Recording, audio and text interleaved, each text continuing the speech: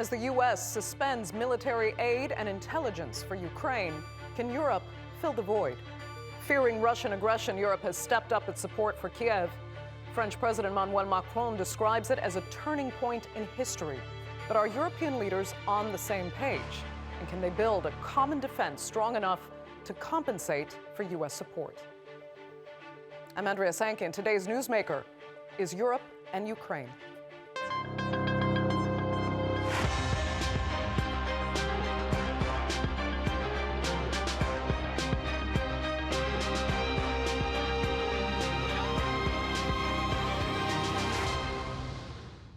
Though generally united in its stance on Russia, solidarity will need to be proven if the EU wants to help Ukraine now. The U.S. announced a pause in funding to Kiev, though there are indications it might be reconsidering its support. Either way, Washington's fickle position has pushed Europe to take the lead on Ukraine's defense, with France even suggesting it could extend the protection of its nuclear arsenal to European allies. Here's a look at Europe's options and whether they can offset flagging U.S. support. The European continent is slowly waking up to a new geopolitical reality, as the US backs away from helping Ukraine in its war against Russia. You gotta be more thankful. Washington has suspended support for Kiev, including ending the sharing of security intelligence. Against this backdrop, 27 EU leaders and Volodymyr Zelensky are converging on Brussels to discuss seismic shifts in Europe's security and defence, with many of Ukraine's allies scrambling as they doubt America's reliability as an ally and security partner. L'avenir de l'Europe. Europe's future is not to be decided in Washington or Moscow. And yes, the threat is returning to the east. And the innocence of the last 30 years, since the fall of the Berlin Wall, is now over. In the face of this new normal, political talk from many leaders of European nations has hardened. Donald Trump has long bemoaned NATO members not paying what he believes is their fair share for defence spending. Europe is ready to assume its responsibilities. Rearm Europe could mobilize close to 800 billion euros of defense expenditures for a safe and resilient Europe. We will, of course, continue working closely with our partners in NATO. This is a moment for Europe. Announcements like this from the EU are a huge step up, but the question of funding is a complicated one. One mechanism Europe has at its disposal: seized Russian assets held across the continent. Around 200 billion euros in Russian assets have been frozen by European institutions since Moscow first invaded in 2022. But there is disagreement on how that money should be used, with reports some countries insisting Ukraine should be handed the money immediately, while others suggest assets should only be used to guarantee more loan support for Ukraine. French President Emmanuel Macron said assets should be held and used as leverage as part of negotiations at the eventual end of the war. The UK, while not an EU nation and therefore not part of the meetings, is nonetheless a key NATO ally, and it's a proponent of using the assets to fund Ukraine sooner. But Russia's current aggression is evoking stark reminders of decades past, bringing with them uncomfortable questions to the floor of British Parliament. If British peacekeeping troops in Ukraine were attacked, whether directly or via proxies, we could be drawn into conflict with Russia. Can the Prime Minister reassure all those who are concerned about the UK being drawn into war? Yes, that's the last thing anybody wants to see. And the whole point of ensuring that there's a lasting peace and that any deal, if there's a deal, is defended, is to avoid conflict, to ensure that we do have peace. The way to ensure we have peace is to ensure there are guarantees for any deal that is in place, because the surest risk that there would be conflict is if Putin thinks that he can breach any deal that may be arrived at. Ceasefire. All of them told me As the post-war global security order, backed for decades by US guarantees, appears on ever more shaky ground, the question remains: can Europe fill the void that America is leaving in its wake? Well, joining me now to debate Europe's options on Ukraine are from Moscow, former Russian diplomat Viacheslav Matuzov, from Kyiv, director of the Eurasia Democracy Initiative, Peter Zalmayev, and from Vilnius, Lithuania's former Minister of Foreign Affairs, Audronius Azubalis. Thanks all so much for being with me. I need to start in Kyiv, Peter, because it was, obviously disappointing for you to see the U.S. change tact the way it has, but now you have Brussels bringing European powers together to build better European defenses, pledging to help Ukraine. Are you breathing a sigh of relief at this point, or do you simply fear it's not going to be enough?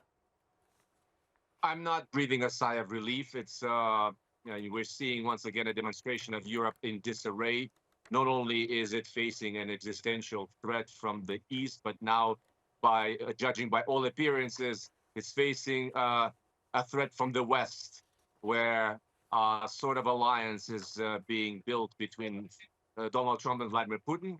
It's clear to all of us concerned. And the question now is, and the problem is that of a collective action. It's a collective action problem. It's really geopolitics, political economy 101, when the two sides on this issue, Trump and Putin, are interested in seeing a resolution to this conflict on their terms as quickly as possible, and are feeling that they have enough political capital to push this through. Obviously, in the case of Putin, and increasingly, obviously, with Donald Trump, who's facing no serious resistance on the part of the Republican Party. Europe, as we speak, as we see it, Europe is not a country. Europe is a motley kind of collection of various countries, with spoilers like Robert Fico of Slovakia and Viktor Orban continuing to block any serious progress on this issue, continuing to block the release of funds for Ukraine, an incoming new administration in Germany, a new chancellor, a possibility of an upset down the road in France in the elections there in a few years.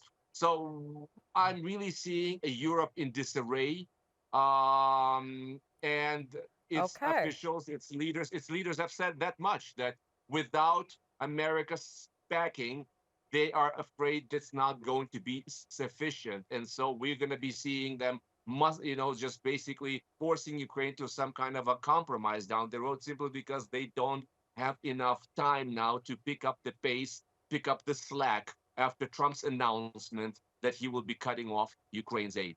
Okay, let me ask a fellow European on the panel then, Audronius Azubalis. I mean, do you agree with Peter, or do you give Europe a lot more, credit than Peter seems to be granting Europe as an organization and as a body that can actually come to a common defense and help Ukraine? Europe is and was always blamed as an insufficient organization, which more fights between themselves than to take real decisions. But now I think paradoxically, the last steps of the new United States American administration somehow gave a positive impact for the leading European powers to take necessary steps. And I'm really waiting for this peace plan, which was promised to be prepared quite soon and to be brought to the United States. And I think this is a positive step. We'll see how it all goes. I don't want to make any prediction, but at least the part of Europeans understood that the threat for the security, the threat for their prosperity is a real. Okay. That's what I'm giving credit for short period of time, let's say, to Europe, to their ability to act swiftly and firmly, let's say 2-3 months, no more. Where do you see peace in this conflict? I mean, what do you think Europe really wants that would work in its collective interest? Do you believe? Yeah. Go ahead. Yes. No, just, of course, as Americans underlined that actually in an open society, or at least directly where Europe talks that they are stood for Ukrainians till their victory, but personally they are calling to Americans and asking them to support. I mean, it shows that Europe still not have enough confidence, and it's understandable because the military stockpiles are not in the best shape. The military in general are not in the good shape, and this is worries European. That's what for time being they still relying on support of United States of America. Okay.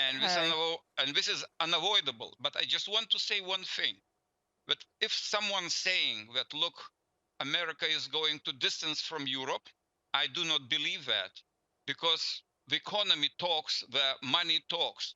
And when I see that 2 years ago, in 2023, the biggest United States direct investment abroad went to Europe.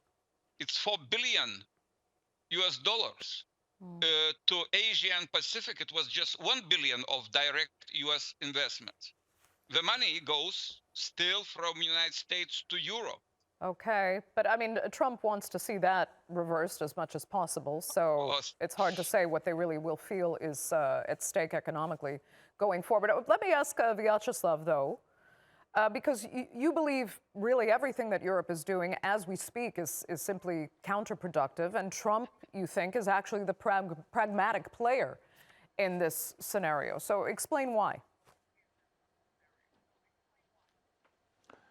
Well, I think we live in the changing world.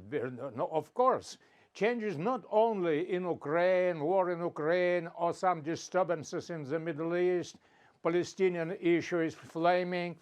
So it is new world order is born in our eyes. So we're watching the events, very, very important events, how new world order will be created. And Ukrainian war, it is a part of these changes. Changes began from dissolving the Soviet Union 1991 and continued all 90s, beginning of 2000. It was events of Arab Spring and changing in the world in Middle East, in Europe, Western Europe, Eastern Europe, and at the end it is changes in the United States itself, the most powerful state in the world, economically, politically, and in many other aspects. I think that all this changing situation in the world create opportunity to set up a new regulation of the world, because regulation and you think the United States is working more positively than with Russia in rearranging that world order, more to Russia's advantage, less to the United States?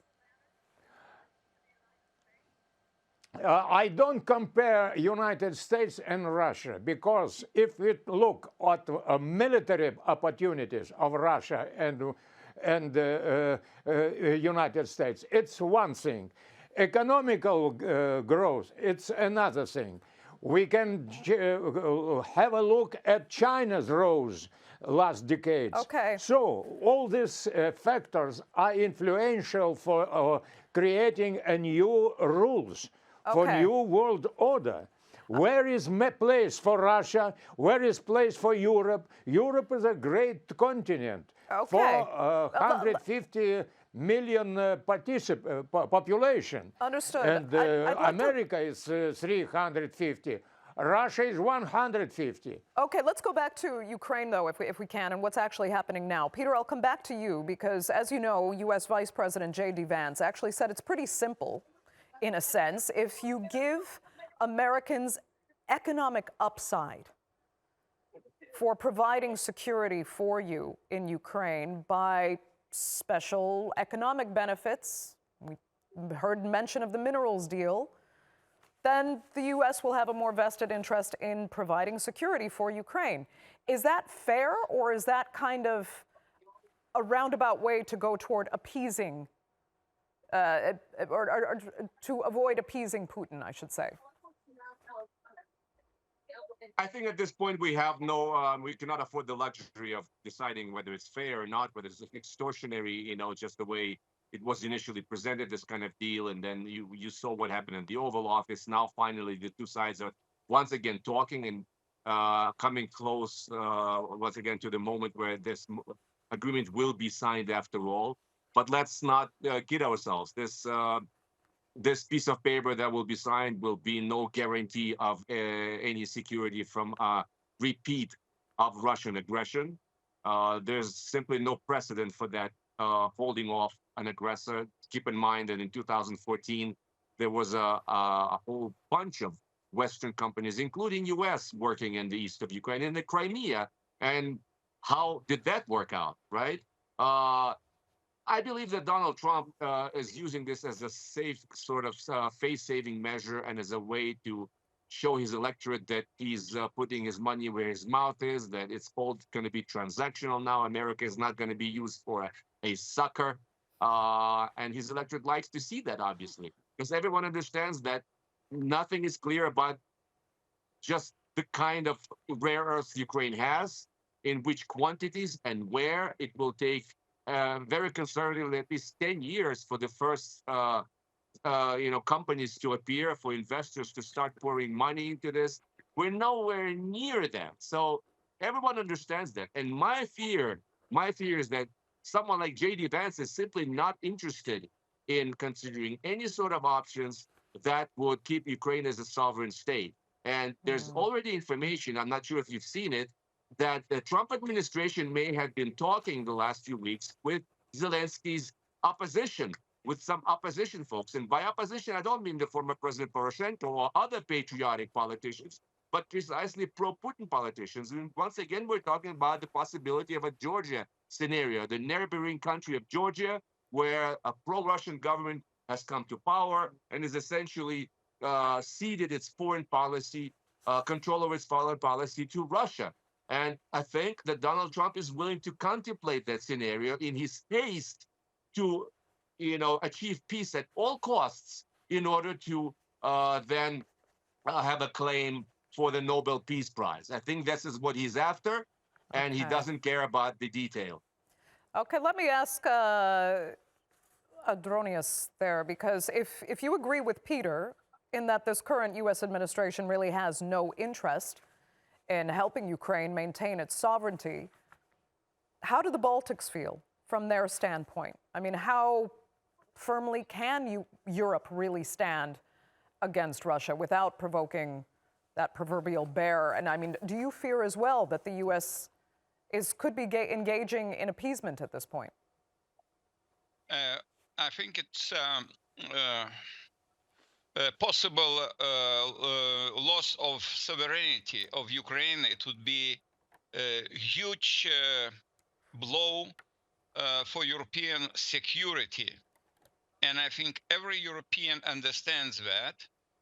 And despite I would say, I would be the more optimistic, despite the all attempts and the last attempts to find the back doors and how to push out of power President Zelensky. I think it's these so-called diplomatic steps, I would say, compromises the current administration because it looks not very fair, and it not looks very, I would say, civilized.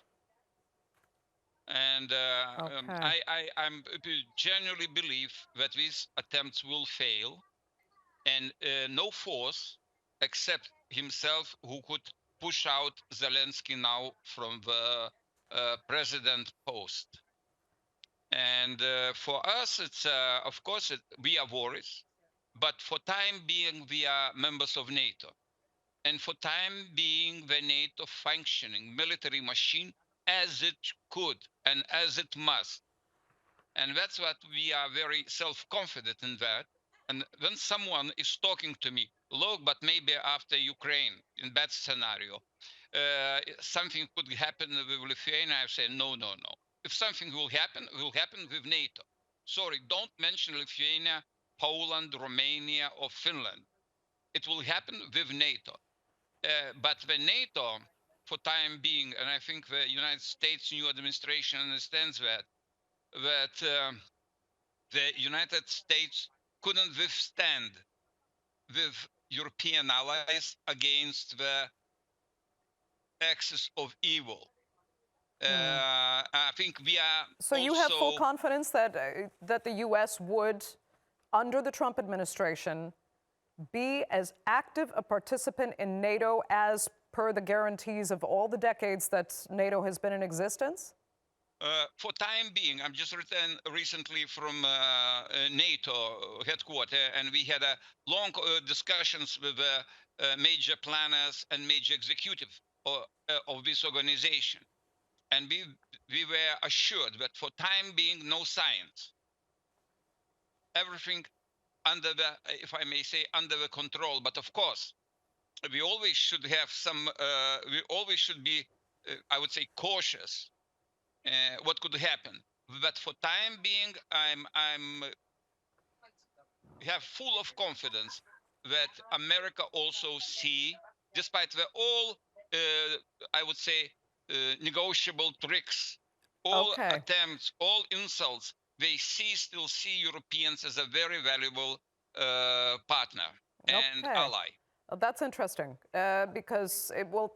You have this confidence. I'm not sure some other European leaders do, but we only have a few minutes left. Vyacheslav, I also needed to ask you about, from Russia's perspective here, the fact that Europe, in coming to Ukraine's defense, is also talking very much about how they could potentially use frozen Russian assets now to pay for Ukraine's defense. And Russia, we know, has warned against it because, if anything, they believe, Moscow believes it should be used potentially in peace negotiations with the frozen money there.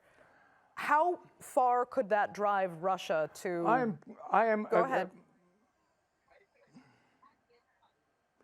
Well, I'm sure that the development on political scene in Europe, in Asia, in Africa is not motivated economically only. Economical element is present in every conflict regions, but not. But the situation is not only for spending money. How much money will receive? If we look at the world situation in Ukraine, in any other place, even the Central Asia, I have not figures. During 2024, only the United States, US aid, allocated $597 billion for Afghanistan, $150 in on other Central Asia, former Soviet republics. So they're spending money. And that they're speaking, we are speaking not about earning money from the all development, including Ukraine, including Middle East, but all the countries are participating in world and creating new world order nowadays in this period of time are spending money, great money. When they're speaking about today that United States administration, Biden allocated $350,000 billion to Ukraine.